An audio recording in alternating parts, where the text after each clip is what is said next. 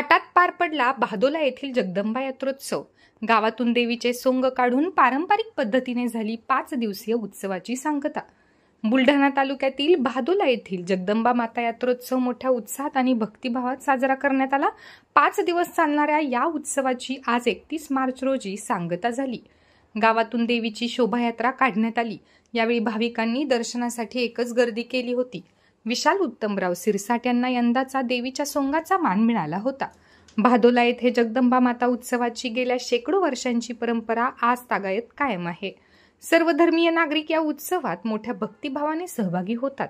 या उत्सवासाठी गावातील सासरी असलेल्या लेकी आवर्जून माहेरी येतात। तसेच नोकरी, व्यवसाय व कामानिमित्त बाहेरगावी असलेले नागरिक देखील या उत्सवासाठी येतात।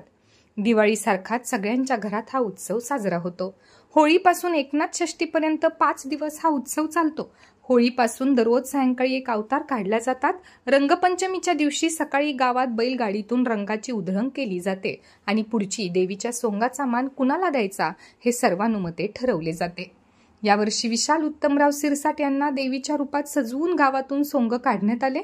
या उत्सवासाठी आलेल्या भाविक भक्तांसाठी महाप्रसादाचे देखील आयोजन करण्यात आले होते। आमदार संजय गायकवाड यांच्या हस्ते महाप्रसाद वितरणाचा शुभारंभ करण्यात आला।